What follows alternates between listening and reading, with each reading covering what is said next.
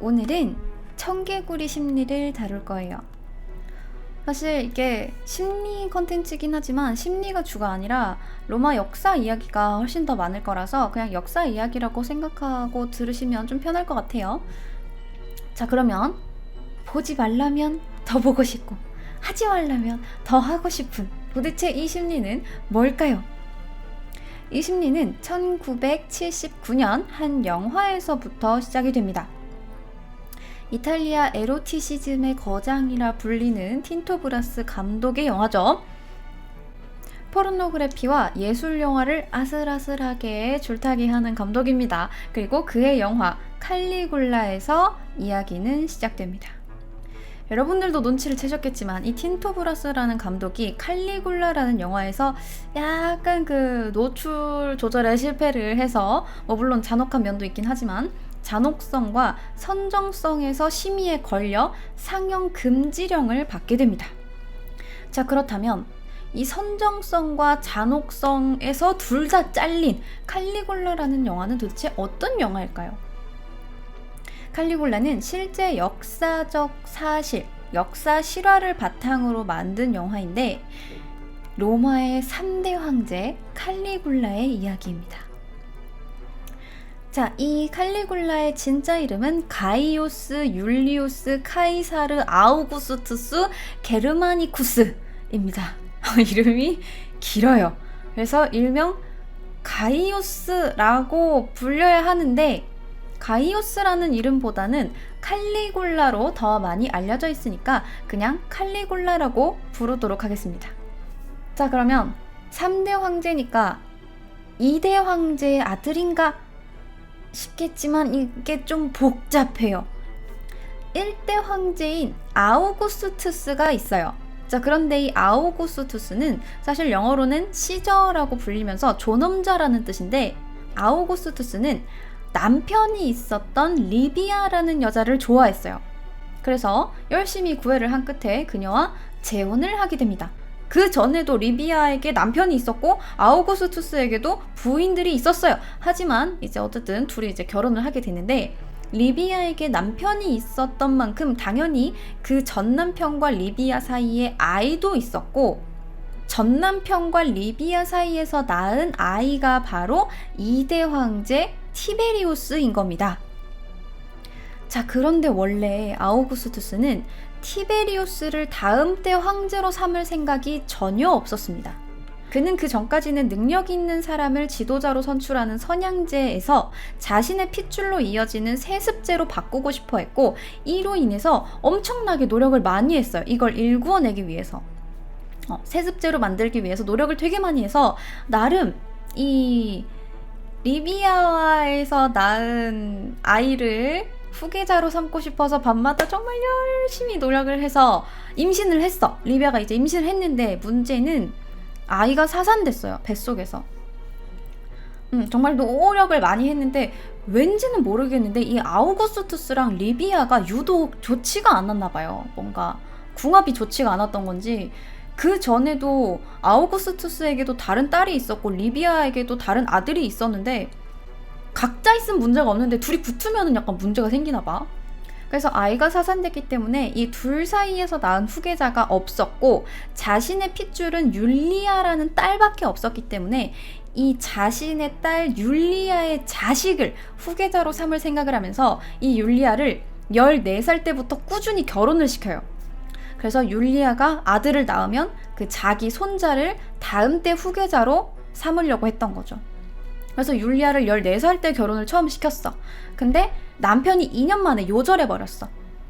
그래서 2년 만에 요절하니까 또 다시 결혼을 시켜요. 이번에는 23살 차이가 나는 남편한테 시집을 가요. 그 사람이 바로 아그리파입니다. 여러분들 미술 시간에 많이 봤죠? 그 아그리파가 바로 이 아그리파예요. 이 아그리파라는 사람한테 시집을 갔어요. 그래서 거기에서 결국 아들 둘이랑 딸 셋을 낳게 됩니다. 자, 드디어 후계자가 생겼다 싶어가지고 이 두 아들을 아우구스투스의 양자로 입적을 시켜요. 그러니까 손자가 아들이 된 거죠. 그런데 이 큰아들 가이우스가 전쟁에 나갔다가 부상을 한번 입어오더니 나 이제 전쟁이고 정치고 다 싫어요. 나 이제 안 할래요. 이래가지고 은퇴 선언을 해버려요. 그러고 얼마 안 있다 죽어버렸어. 그래서 둘째 아들 있죠? 둘째 아들 루키오스를 또 다음 때 황제로 만들려고 했는데 둘째 아들이 또 병사해버렸어. 그러니까 자기는 딸밖에 없고 그 딸한테서 낳은 아들을 자기 양자로 입장을 시켜가지고 다음 때 후계자로 삼으려고 했는데 이 아들들까지 다 죽어버리니까 자기한테는 연관된 아들이 전혀 없는 거예요. 자기 핏줄이 하나도 없다 보니까 정말 방법이 없었던 거죠. 그래서 결국 어쩔 수 없이 자기가 사랑하는 여자인 리비아의 장남 티베리우스를 후계자로 지정을 하게 됩니다. 그런데 이 아우구스투스의 핏줄 사랑은 여전해서 이미 이 티베리우스 다음 때 황제를 먼저 자기가 정해놨어. 그런데 그게 바로 게르마니쿠스였던 거예요. 자, 이 게르마니쿠스는 티베리우스의 남동생 드루수스가 있어요. 그런데 이 드루수스가 아우구스투스의 누이였던 안토니아랑 결혼을 했어요. 그러니까 정말 요만큼 피가 섞였던 거지. 내 피는 아니지만 어쨌든 내 누이의 피가 섞인 아들인 거잖아요. 네, 그래서 자기 조카이기도 하고 티베리우스의 조카이기도 했기 때문에 그는 게르마니쿠스를 다음 때 후계자로 삼게 됩니다. 근데 이 게르마니쿠스가 이 정도로 혈연이었으면은 사실 원래 티베리우스를 몰아내고 게르마니쿠스가 다음 때 후계자가 됐어야 맞는 건데 이 당시 게르마니쿠스가 너무 어렸어요. 그래서 어쩔 수 없이 티베리우스가 2대 황제가 된 겁니다. 자, 그런데 이 게르마니쿠스는 어렸지만 아주 훌륭한 인물이었다고 합니다. 잘생겼고 성격도 좋았고 머리도 좋았고 그래서 법적인 자격 연령이 되기도 전에 주요직을 맡았고 군대 지휘관까지 맡았으며 게르마니아 방명군 사령관으로 게르만에게 뺏긴 3개의 군기 중 2개를 되찾기도 했었다고 해요. 자, 그래서 이러한 이유로 원로원은 티베리우스 말고 게르마니쿠스를 황제로 추대하고자 했으나 그는 그래도 아무리 양아버지여도 저한테 아버지가 있는데 제가 어떻게 아버지를 밀어내고 황제가 되겠습니까? 라고 하면서 거절을 한번 했다고 합니다. 자, 그래서 이 게르마니쿠스가 인기가 너무 많아지고 막 황제로 추대를 해야 된다 막 이러니까 삼촌이자 아버지인 티베리우스가 그를 질투를 합니다. 어쨌든 모든 사람의 사랑과 존경을 한 몸에 받았던 훌륭한 게르마니쿠스는 자신의 적에게도 관용을 베풀었고 상당히 정열적이고 인자하고 겸손하고 다른 동맹 국가들한테도 잘했다고 합니다.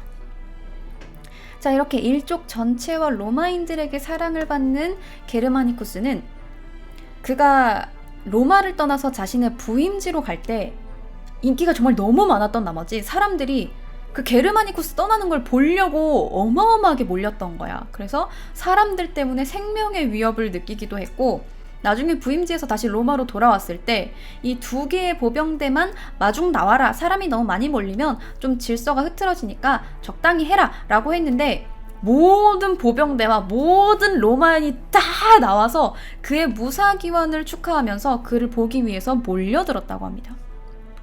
인기가 어마어마했던 거예요. 자, 그리고 서기 17년 5월 로마로 돌아온 게르마니쿠스는 로마 시민들의 환영을 받았고 그 옆에서 칼리굴라 역시 영광을 즐기고 있었습니다. 자, 이렇게나 훌륭했던 게르마니쿠스가 황제가 될 수 없었던 이유는 바로 그가 단명했기 때문이에요. 그는 33살에 죽었는데 죽기 직전에 갑자기 열병을 앓았고 로마 전체가 그가 아프다는 소식에 횃불이랑 재물을 싸들고 신전으로 몰려들어서 신전 문이 부서질 지경이었다고 해요. 그리고 게르마니쿠스가 건강을 회복했다는 소식이 들렸고 사람들이 환호했으나 사실 그는 회복된 게 아니라 사망했었던 겁니다. 그가 죽자 사람들은 신전에 돌을 던지고 쓰레기를 재단에 놓기도 하고 불까지 지르면서 그를 죽인 운명에 분풀이하기도 했고 너무 슬픈 나머지 새로 태어난 자식까지 내다 버렸다고 합니다. 이 당시 로마인들은 약간 극단적이었던 것 같아요. 어쨌든 이 로마 내의 분위기가 이렇게 살벌했고 다른 나라 군주도 게르마니쿠스의 죽음을 슬퍼하면서 수염을 깎고 머리를 잘랐으며 어떤 왕은 사냥과 연회를 모두 취소하며 국가적으로 애도의 뜻을 표했다고 합니다. 거의 게르마니쿠스 신화에 가까울 정도로 대단했고 이후 한 역사가는 우리가 알렉산더 대왕이라고 부르는 알렉산드로스 대왕과 비교하면서 그가 죽은 것은 로마 제국의 커다란 손실이다 라고 할 정도였다고 합니다. 자, 근데 이렇게나 인기가 많았던 게르마니쿠스가 너무나 갑작스럽게 죽었기 때문에 한편에서는 티베리우스가 너무 완벽한 게르마니쿠스를 질투해서 독살한 게 아니냐라는 이야기가 퍼지기도 했어요. 왜냐하면 그가 사망할 때 온몸에 검은 점이 퍼져 있었고 입에 거품을 물었으며 화장할 때 심장이 타지 않았다고 합니다. 독약을 머금은 심장은 타지 않는다라는 이야기가 당시에 있어서 독살설에 더욱더 신빙성이 더해졌는데 현대에는 말라리아로 죽었다라는 의견이 조금 더 지배적이기는 해요. 자, 어쨌든 이렇게 대단했던 게르마니쿠스는 아우구스투스의 손녀이며 우리가 미술 시간에 그려보는 그 유명한 아까 그 석고상 아그리파의 딸이었던 아그리피나랑 결혼을 해서 9남매를 낳았어요. 자, 근데 그 중에 아이 3명이 사망하고 3명의 아들과 3명의 딸을 낳았습니다. 자, 이제 드디어 주인공이 등장합니다. 자, 이렇게나 대단한 아버지를 두었던 칼리굴라. 근데 이 칼리굴라가 본명인 가이우스를 두고 칼리굴라라고 불린 이유는 아버지 때문인 게 좀 커요. 아버지 게르마니쿠스가 이 귀여운 막내 아들 칼리굴라를 전쟁터에 데리고 다니면서 막 승리하면 어이구 우리 행운의 마스코트, 승리의 마스코트 이러면서 이 칼리굴라를 내세워서 훈장을 수여하기도 했고 이 로마군의 제복을 입히고 신발을 칼라가에라는 걸 신겼어요. 이 가죽 신발을 신겨서 다녔는데 이게 너무 귀여워서 작은 장화라는 뜻의 칼리굴라라고 부르면서 로마 병사들 모두가 칼리굴라를 귀여워했다고 합니다. 자, 어쨌든 이렇게나 인기가 많았던 부자는 칼리굴라가 6살이 되던 해에 게르마니쿠스가 사망하면서 상황이 완전히 바뀌게 되는데 아까 말했듯이 게르마니쿠스의 독살설이 대두되었고 아내 아그리피나는 범인이 평소 게르마니쿠스를 질투하던 티베리우스 황제라고 생각했어요. 그래서 아그리피나는 이 독살설을 굳게 믿으면서 티베리우스가 자신의 남편을 죽였다! 라면서 황제를 비난하고 다닌 거예요. 그러니까 황제 입장에서 좀 그렇잖아요. 아무리 그래도 아무리 내가 죽였어도 그렇지 황제를 비난하고 다니는 건 좀 아니죠. 그래서 결국 어머니인 아그리피나와 맏형 네오 카이사르는 국가 반역죄로 유죄 판결을 받고 각각 벤토테네 섬과 폰차 섬에 유배가 됩니다. 그리고 이후 둘째 형 두루수스 카이사르 역시 반역죄로 몰려서 황궁 지하실에 유폐되었고 당시 어렸던 칼리굴라와 여동생은 할머니 안토니아에게 보내져서 자라게 되지만 이때 어머니와 형들을 보면서 극도의 불안과 예민함 속에 자라게 됩니다.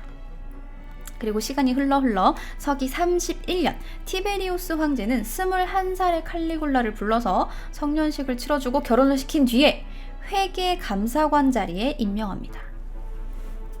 하지만 그해 황궁 지하실에 유폐되어 있었던 둘째 형 두루수스 카이사르가 사망하고 어머니 아그리피나 역시 사망하는데 자기 어머니랑 형이 죽었는데도 불구하고 대단했던 아버지를 암살하고 자신의 어머니와 형제를 죽인 이 티베리우스에게 별다른 불만사항 없이 순종적이었다라고 알려져 있어요. 그래서 누군가는 칼리굴라를 가리켜서 그보다 더 나은 노예나 그보다 더 나쁜 주인은 없을 것이다 라고 했다고 합니다.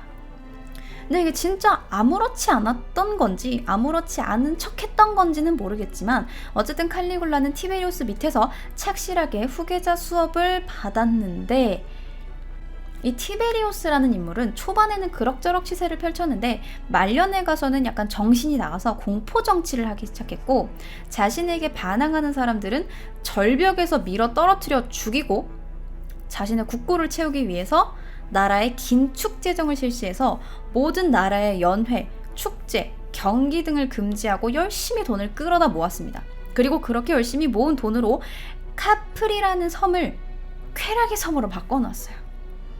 수에니토스의 기록에 따르면 사방에서 끌려온 어린아이들, 온갖 역겨운 변태 행위를 일삼는 사람들이 3개의 조직으로 나누어 성행위를 하고 있었다.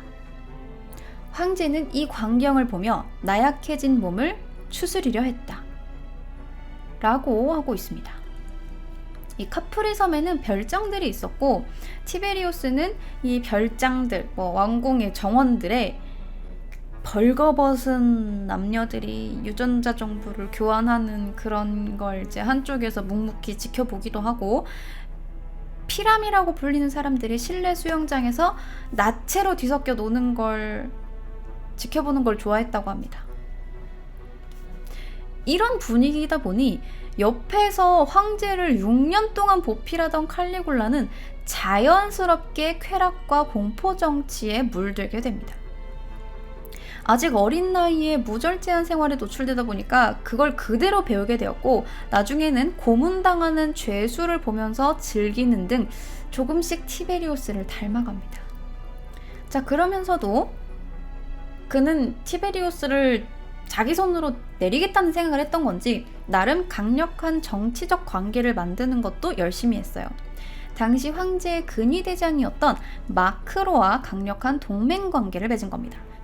자, 그래서 티베리우스는 이런 걸 의식을 했던 건지 게르마니쿠스의 아들 칼리굴라와 티베리우스 본인의 손자였던 게멜루스를 공동 후계자로 임명을 하고 2년 뒤에 사망했는데, 어황칼입니다. 어차피 황제는 칼리굴라예요. 어쩔 수 없이 선택지가 없어서 황제의 자리에 앉은 티베리우스랑은 다르게 아우구스투스가 앉히고 싶어 했던 정통성 있는 후계자는 게르마니쿠스였고, 인기 면에서도 그가 압도적이었기 때문에 게르마니쿠스의 아들이라는 사실 자체만으로도 칼리굴라가 황제가 될 명분은 충분했고, 전 황제 티베리우스는 시민들이 좋아하는 정책을 전부 다 막아버리고 긴축 재정을 이유로 말년에 막 공포 정치를 하니까 사람들은 이 24살의 젊은 황제 칼리굴라에게 거는 기대가 엄청날 수밖에 없었습니다.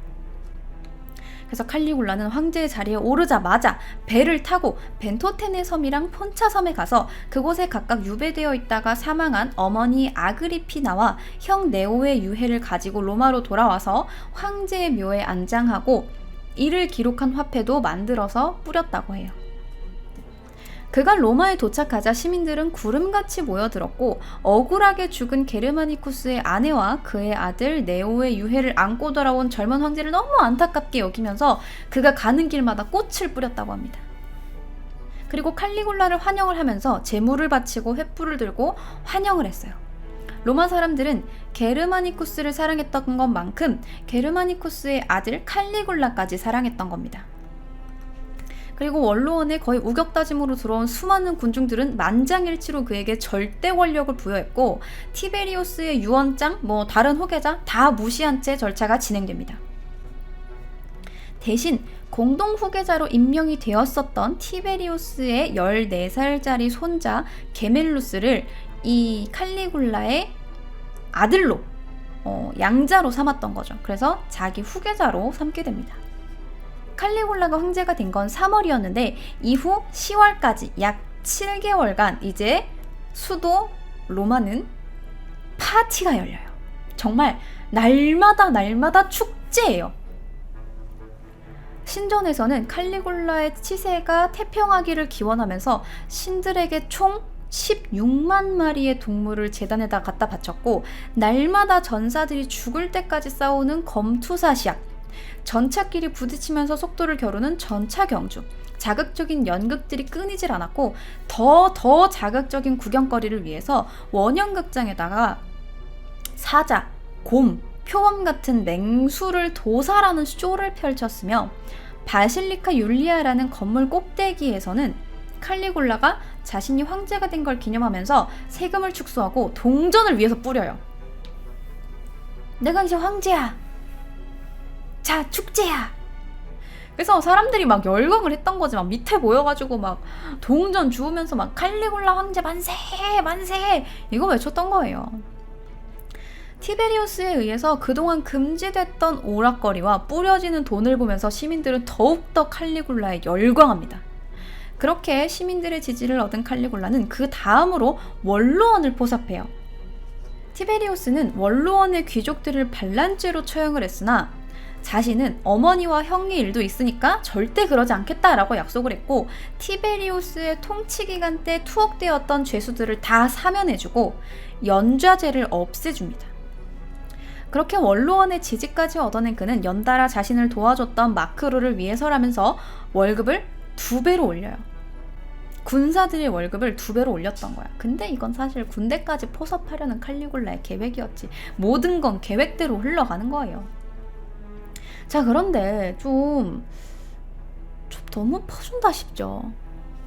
이렇게 군대랑 시민들의 환심을 사기 위해서 돈을 펑펑 뿌려대다 보니까 당연히 이 티베리우스가 허리띠 졸라매고 모아놓은 국고는 점점 줄어서 바닥을 보이기 시작했고, 이에 스트레스를 받았던 건지 뭔진 모르겠지만 어쨌든 즉위 7개월 만에 칼리굴라는 열병을 앓으면서 생사를 오가게 됩니다. 자신들을 위해서 세금을 줄이고 돈을 뿌리고 축제까지 열었던 이 칼리굴라가 자신의 아버지처럼 열병을 앓으면서 생사를 오가게 되자 시민들은 그의 궁전 주변 800m에는 전차, 손수레 통행, 음악들을 전부 다 금지하고 구름같이 몰려들어서 오직 황제가 낫기만을 위한 기도를 드렸다고 해요.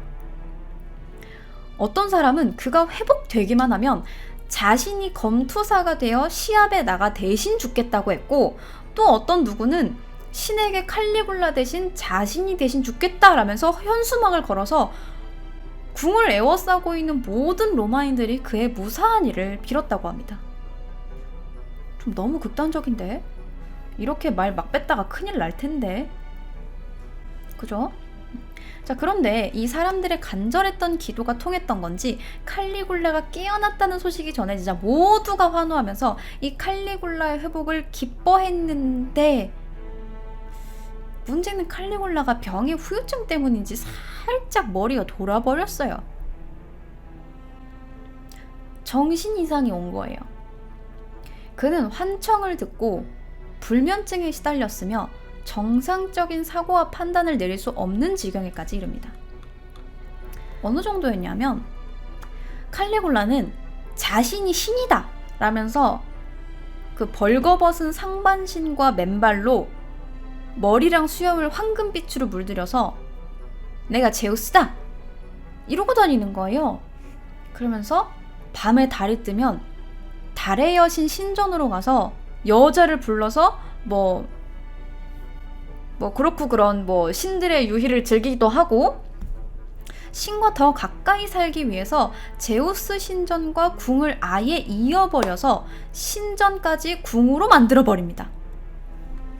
게다가 자신이 아팠을 때 황제가 낫기만 한다면 제가 검투사가 되어 대신 싸우고 죽겠습니다 라고 기도했던 해당 귀족을 찾아가서 너 나 아플 때 검투사 되겠다고 기도했다며? 나 나았으니까 약속은 지켜야지. 이래서 말조심을 해야 돼. 해당 귀족을 찾아가서 약속을 지키라고 요구를 했고 목숨을 걸고 싸우게 만들었으며, 싸움에서 이기면은 돌아가게 해줘야 되잖아. 근데 싸움에서 이겨도 안 돌려보내줘. 그래서 그 앞에서 발 앞에 무릎 꿇어서 제발 제가 잘못했어요. 한 번만 집에 돌아가게 해주세요 라고 싹싹 엎드려 빈 후에야 풀어주었고, 만약에 나는 죽을까봐 걱정돼서 그랬지 검투사가 되고 싶진 않은데요 라고 한다면, 그래? 검투사가 되기 싫어? 그럼 그냥 죽어! 이러면서 성벽 가서 밀어서 죽여버립니다. 자, 그런데 우리는 한 명을 더 기억해야 합니다. 검투사가 되는 것 말고 또 다른 소원을 빌었죠? 그가 아플 때 자신이 대신 죽겠다고 맹세한 사람을 찾아서 죽어! 이렇게 강으로 투신하게 만듭니다. 놀랍죠? 그리고 무슨 생각이었는지 모든 사람들이 자신의 황위를 노린다고 생각을 해서 자기가 배를 타고 로마를 떠날 때 한 신하가 제가 멀미가 심해서 전 로마 못 떠나겠는데요 라고 하니까, 그래? 그럼 여기다가 뼈를 묻어 그러면서 면도칼로 스스로 목을 베어서 죽게 만들고, 티베리우스가 황제였던 시절 유배를 갔던 사람이랑 그간 유배지에서 뭘 했냐고 물어봤는데, 그는 나름 이거 싸바싸바 한다고, 아유 당연히 황제가 죽고 그 티베리우스가 죽고 칼리굴라님이 황제가 되기를 기원했습니다. 그리고 그게 지금 이루어졌네요. 드림스 컴투르라고 너무 기쁩니다. 라고 하니까 그 말을 들은 칼리굴라가 자신이 유배 보낸 사람들을 그냥 싹 다 처형하라고 이야기해요. 왜냐하면 그 사람들도 유배지에 모여서 이거 기도하고 있을 거 아니에요. 칼리굴라가 죽고 다음 때 황제가 나타나기를 기원합니다. 이거 하고 있을 거 아니에요. 자, 그리고 처형 명단에 서명할 때는 이게 바로 결단이라는 거지! 라면서 사인을 하고, 사람들을 죽일 때도 수많은 상처를 내서 죽이는 걸 좋아하며, 혹시라도 만약에 처형시킬 때 이름을 혼동해서 가이우스인데 이 가이우스가 아니라 저 가이우스가 죽었어. 그러면 걔도 죽을 만한 이유는 있었을 거야. 못 찾았지? 내가 찾아줬네. 죽을 만한 이유가 있었어. 그럴 만했겠지. 라고 말을 하기도 했습니다. 그리고 이 거인 쿠피도라고 당시 체격이 엄청 좋고 잘생긴 남자가 있었는데, 그가 원형 경기장에서 관람을 하고 있었어요. 근데 이 칼리굴라가 누가 자기를 머리 위에서 내려다보는 걸 되게 싫어했대요. 그래서 갑자기 그냥 그 사람을 불러다가, 야, 너 구경하지 말고 나를 싸워! 이렇게 해버린 거예요. 그래서 뜬금없이 구경하다가 검투사랑 싸우게 된 겁니다. 근데 이 사람이 잘생기고 키도 큰데 싸움도 잘하네? 승리를 거두었어요. 그래서 막 시민들이 와 쩐다 장난 아니다 이러니까, 아니 싸움은 내가 붙였는데 뭔데 쟤한테 열광해? 이러면서 그 사람한테 족쇄를 채운 다음에 여기저기 끌고 다니다가 처형시키기도 합니다. 그리고 검투 시합이 있을 때면 야생동물이랑 싸우게 하거나 한낮에 가장 뜨거울 때 차양을 다 걷고 아무도 못 떠나게 해요. 그리고 이제 국고가 텅텅 비니까 더 이상 검투사들에게 상금을 줄 수 없을 지경이 됐고, 그러다 보니까 더 당연하게 맹수들에게 제대로 먹이를 줄 수가 없잖아요. 당연히 검투사와 맹수들을 제대로 먹일 수가 없어서 굶주리게 되잖아. 그러니까 경기의 질이 점점점 떨어지게 됩니다. 아니 뭐 먹고 좀 힘이 나야지 챙챙챙챙 이거 하지, 비리비리 해갖고 칼들 힘도 없는데 뭘 싸우기는. 그러자 사람들이 별로다 이런 거예요. 그러니까 칼리굴라가 야, 야유한 놈들 다 찾아내 한 다음에 다 잡아와서 감옥에 가두고, 야유를 해? 2번 다시 야유 같은 거 못하게 해줄게 라면서 혀를 다 잘라버리고 회복도 되지 않은 상태로 짐승들과 싸우게 했으며, 이 짐승들의 먹이로 돈이 너무 많이 나가니까 이제 죄수들을 줄을 세워놓고, 야, 저 대머리부터 저 대머리까지 다 죽여, 먹이로 던져줘 라고 해버리는 겁니다. 네, 사람을요. 왜 대머리만이냐면 칼리굴라가 자기 머리가 벗겨지는 거에 약간 컴플렉스가 있었대요. 그래서 다른 사람이 자기를 위해서 내려다보는 걸 싫어했던 거지. 그는 이렇게 잔혹한 일들을 일삼았을 뿐만 아니라 정말 방탕하게 놀았습니다. 자신의 여동생이자 훗날 여러분들이 아는 그 유명한 네로 황제의 어머니가 될 아그리피나를 강간했으며, 둘째 여동생이었던 드루실라는 그녀가 21살에 사망할 때까지 아주 가까이 두고 아꼈다고 해요. 그리고 손님으로 초대된 다른 사람의 부인이 마음에 들면 이리 와보게 한 다음에 데려가서 또 이제 유전자 정보를 교환을 하고 막 그렇게 그랬다고 합니다. 자, 게다가 이제 즉위하고 나서부터 7개월 동안은 자기가 황제가 된 걸 기념하면서 축제를 열었잖아요. 그리고 아팠잖아? 아프고 나서 일어나니까 이제는 건강 회복 기념 축제를 또 열기 시작하는 거예요. 아주 뭐 즉위하자마자 맨날이 축제예요. 자기 건강 회복 기념 축제를 열어서 매일매일 화려한 만찬을 즐겼는데 평범한 사람들은 평생 들어도 못 볼 만한 음식들을 먹었다고 합니다. 뭐 예를 들어서 구운 타조. 뭐 근데 구운 타조까지는 괜찮아. 뭐 근데 플라밍고의 혀, 낙타 발꿈치 이런 걸 먹어요. 그래서 한 번 연회가 열릴 때마다 식사 자리가 만찬이 있을 때마다 상상 초월의 금액을 써댔는데 이게 또 칼리굴라가 먹는 걸 좋아했어요. 맛이 있었나 봐요. 먹는 걸 좋아하다 보니까 먹으면 행복한데 먹다 보면 배부르잖아요. 그러니까 더 못 먹잖아. 근데 눈앞에 진귀한 음식들이 널려 있잖아. 버릴 순 없는 거지. 약을 먹어요. 토하는 약을 먹고 토하고 또 먹어요.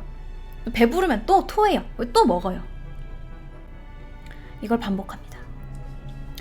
근데 그러면서도 여전히 로마 시민들에 대한 인기에 집착했던 칼리굴라는 서기 38년 10월 로마에 큰 화재가 발생하자 직접 나서서 화재 진압을 진두지휘했고 피해를 본 시민들에게는 전액 국가가 보상해주겠다 이걸 약속한 거예요. 아니 근데 한참 전에 국가재정이 파탄났다고 하지 않았어요? 검투사 상금도 못 주고 무슨 뭐 야생동물 먹이도 못 줘서 죄인들을 먹이로 줬다 그랬는데 도대체 무슨 돈으로 그걸 했다는지 이해가 안 가요. 근데 우리 칼리굴라가 그렇게 생각 없는 황제님이 아니에요. 아주 어떻게든 돈을 마련하십니다. 칼리굴라는 재정 확보를 위해서 열심히 짱구를 굴려서 궁 안에 매음굴을 만들어요.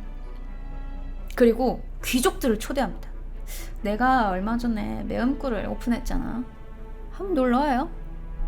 한 다음에 이게 또 땅 파서 매음굴 만드는 게 아니지 않습니까? 입장료는 조금 받아야 조금 뭐 성이 뭐 벽돌 하나 정도?